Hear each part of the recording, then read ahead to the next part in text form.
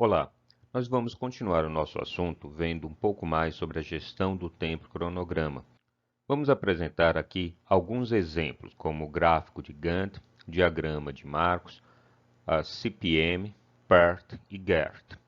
Temos aqui um exemplo no gráfico de Gantt. Ele nada mais é do que uma relação entre as atividades e o tempo para execução de cada uma.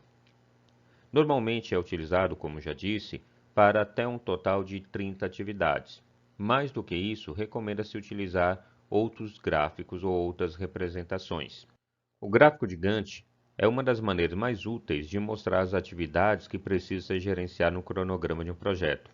Assim, podemos visualizar de uma única vez todas as etapas do projeto, quando essas etapas começam e terminam, o prazo de execução de cada uma dessas etapas, quais etapas devem ser feitas de maneira concomitante, ou seja, ao mesmo tempo, a interdependência entre essas etapas, os responsáveis por cada etapa e as datas de início e fim do projeto. Na essência, esse diagrama é um gráfico de barras que ilustra o cronograma do projeto, dividido entre as suas etapas e o prazo de tempo necessário para a execução de cada uma delas. Vejamos aqui um exemplo da construção de uma pequena casa residencial. Nós temos aqui uma codificação, que usamos letras, mas poderia ser numérica.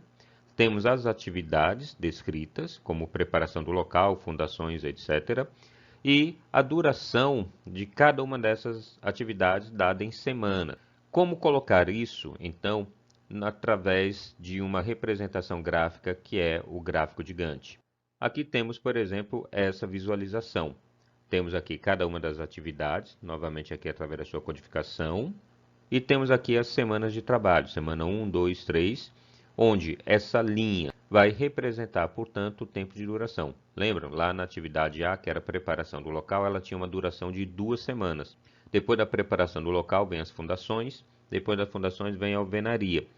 Observe aqui que, ao mesmo tempo que você pode fazer o trabalho ou a atividade de alvenaria, você também pode executar a atividade de esgotos.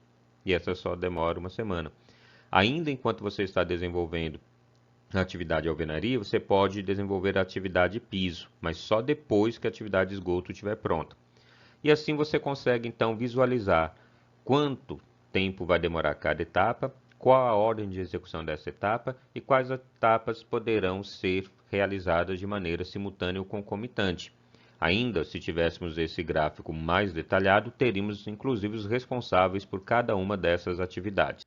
Aqui, por exemplo, é o mesmo gráfico, onde já temos aqui assinalado essa parte preenchida, indicando que já foi executado. E aqui observe que uma parte está preenchida, outra parte está em branco. Significa dizer que ainda não foi todo executado. Ainda dentro da representação gráfica do cronograma, nós temos um método de diagrama condicional. Esse método de diagrama condicional, nós vamos estudar o GER e os modelos de sistemas dinâmicos. Nesse modelo de sistema dinâmico, que também veremos, vamos trabalhar ou destacar a questão dos loops, que são testes que devem ser repetidos mais de uma vez, e os desvios condicionados, que são atualizações de um desenho que é necessário apenas se a inspeção detectar erro. O GER, ou diagrama condicional. Observe aqui que nós temos, portanto, a representação por letras das atividades. Temos a atividade A, B, C, D. Nesse primeiro momento, vejam que a atividade B só poderá ser executada depois que a atividade A for executada. E a atividade C também, depois da A, mas poderá ocorrer ao mesmo tempo que a atividade B. Observe que a atividade D só poderá ser executada depois que a atividade B e C forem executadas. Então, nós temos aqui uma relação de precedência. Vejam que no caso do B, ela leva à seguinte situação. Para ser realizada a atividade D, a atividade B precisa ser realizada primeiro. Quando se tem essa realização da atividade B, podemos ter aqui no caso a sua avaliação. Na sua avaliação, ela poderá ser aprovada, que levará então a condição para a realização da atividade D, ou reprovada. Se ela for reprovada, ela tem que retornar e ser refeita. Existe um retrabalho, nós chamamos de loop. Observe aqui essa outra situação. Nós temos a atividade A, que é executada, E após a realização da atividade A, nós temos a atividade B e a atividade C. E por último, a atividade D, que só poderá ser executada após a atividade C, mas é independente da atividade B. Vejo que nesse caso aqui, a atividade A é executada e passa por uma avaliação. E aí ele coloca a condição. Se o tipo de solo for X, B, aí continua aqui. Se não, vai para C. Vejam que nesse caso nós não temos um loop, como no outro caso, em que ela foi aprovada ou reprovada. Mas ele coloca aqui uma condição, daí o nome de diagrama condicional. Quer dizer, se o solo for X, vai para a atividade B. Se não for um solo X, um solo esperado, vai para a atividade C e depois vai para a atividade D. Outro diagrama, dentro do que nós falamos dessa representação, é o diagrama de Marcos. Existem muitas outras formas de se apresentar informações no projeto no diagrama de Marcos. Ele aqui destaca algo que é o planejado e o realizado. Ele permite, portanto, essa comparação. Veja que ele ainda é um gráfico de Gantt, conforme nós vimos. Ele tem as atividades ou eventos e tem aqui a distribuição, a linha do tempo, que nesse caso é mensal. Veja que você tem aqui entre o planejado e o realizado. Então, quando foi planejado para o início de março e foi realizado no final de março. Assim você consegue ter uma noção sobre a evolução do seu projeto entre o planejado e o realizado. Vejamos agora o CPM. Considerado uma parte ou uma extensão da técnica PERT, o CPM é utilizado no gerenciamento de projetos mais complexos e extensos. No entanto, pode ser aplicado até mesmo em projetos simples, trazendo uma série de benefícios. Vamos conhecê-lo. Vamos mostrar aqui um exemplo do caminho crítico através do gráfico CPM. Observe que nós temos aqui o que a gente chama de nó ou evento. Esse 1 é o evento origem e o 7 é o nosso evento objetivo. Através desse gráfico ou desse caminho crítico, nós conseguimos calcular o tempo máximo para a execução desse projeto. As letras representam as atividades. Dentro desse nó ou evento, nós temos a parte superior, que indica ele pelo número, não necessariamente sequencial, e nós temos aqui essa divisão do lado esquerdo e do lado direito.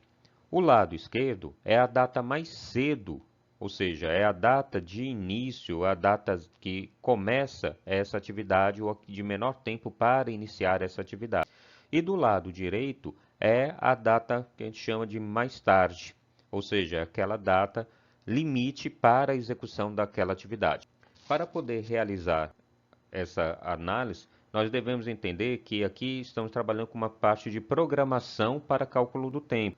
Assim, a gente tem que fazer a programação que a gente chama para frente e a programação para trás, para descobrir o caminho crítico. Quem é o caminho crítico? É aquele caminho que não tem folga nenhuma nas atividades.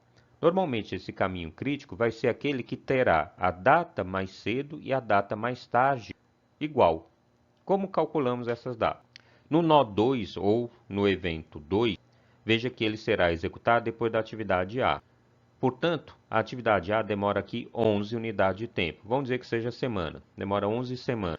A data mais cedo para se iniciar a atividade 2 é com 11 semanas. Então, colocamos o número 11. O nó 3, o evento 3, veja que ele deverá começar depois de B, mas também só poderá começar depois de C e J. Se eu colocar 12, que é a duração do evento B, eu estarei cometendo um erro, porque eu vou estar antecipando uma atividade que ainda não foi feita, ou seja, J e C. Então, eu tenho que verificar, nesse caso, quando eu tenho mais de um caminho, qual é o caminho mais longo e coloco, portanto, o tempo mais longo. Veja que para executar, portanto, o evento 3, eu preciso inicialmente fazer C e J. C demora 18, J demora 1, portanto, 19. Então, entre 12 de B e 19 do caminho CJ, eu tenho que colocar o prazo maior, que vai ser 19.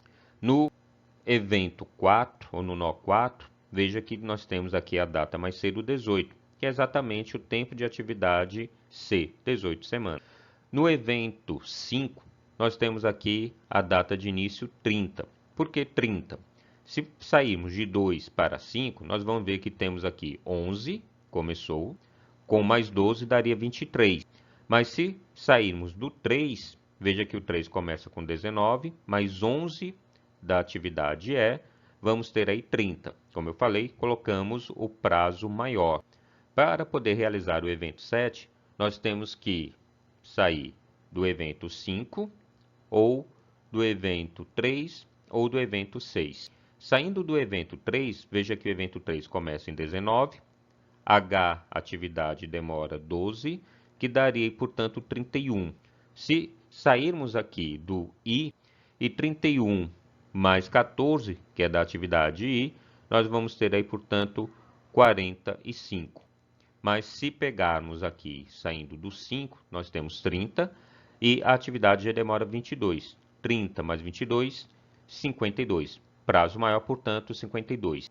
Mas nós fizemos apenas a programação para frente. Como é que fazemos a programação para trás? Que é para preencher, aí no caso, a data mais tarde, ou seja, o lado direito do nó ou do evento. Nós partimos, portanto, desse limite 52, lembrando que a atividade origem tem o mesmo valor, 00, e a atividade final tem o mesmo valor, que a gente descobriu, no caso, na programação para frente como 52, então a programação para trás parte de 52. E aí, no lugar de somar, nós vamos subtrair. Então, nós temos aqui, por exemplo, 52 menos 22 vai dar o 30. Então, colocamos aqui 30. O 30, saindo do 5 para o 2, nós vamos ter a atividade 12, portanto, 30 menos 12, 18. Veja aí que, se a gente sair do 7 para o 3, nós temos 52. 52, vamos ter aqui 12, que dá 40. Mas veja que nós temos também essa outra possibilidade de caminho. Então, nós vamos ter 52 menos 22, que vai dar 30. 30 menos 11, 19. Nesse caso, a gente não coloca, portanto, o maior tempo, como fizemos na programação para frente, mas colocamos o menor tempo, que é a programação para trás. Então, colocamos 19. E assim fazemos com todos eles. Ao fazer, então, a programação para frente e a programação para trás, nós conseguimos descobrir o caminho crítico. Lembrando que o caminho crítico é sempre aquele que nós temos a data mais cedo coincidente com a data mais tarde, e que vai nos mostrar, portanto, quando nós não temos folga nenhuma entre o início de uma atividade e a sua consecução. Vamos analisar agora o chamado gráfico PER. Foi criado em 1958 nos Estados Unidos, e essa técnica consiste em descobrir a duração de uma atividade baseada em 3 estimativas possíveis para essa atividade, que chamamos de estimativa otimista, O, estimativa pessimista, P, e estimativa mais provável, MP. Aqui temos um exemplo desse gráfico, em que nós temos aqui a possibilidade de duração mais curta, mais longa, e a possibilidade relativa de ocorrência mais baixa, mais alta. Através, então, do estudo, nós podemos ver, então, que a estimativa considerada otimista é aquela que tem a possibilidade de duração mais curta, mas com a possibilidade de ocorrência também mais baixa. A atividade pessimista é aquela que tem a possibilidade de duração mais longa, mas ocorre também aqui no caso uma probabilidade também muito baixa. E já a mais provável é aquela que vai levar em consideração uma possibilidade de duração baixa, mas com uma probabilidade de ocorrência mais alta. Esse gráfico, portanto, é montado através daqueles gráficos anteriores de precedência, e nós podemos utilizar aqui conhecimentos estatísticos para calcular, portanto, essa média ponderada dessas atividades entre a otimista, a provável e a pessimista. E assim conseguimos ter uma ideia de um tempo médio para a realização dessa atividade. A principal diferença entre o PERT e o CPM é que os diagramas de PERT geralmente são usados para determinar o tempo de conclusão de um projeto, enquanto que o CPM é usado em projetos previsíveis e que ocorrem com frequência. Gráficos PERT são métodos de planejamento e gerenciamento de tempo, enquanto o CPM é usado para controlar custos e tempo.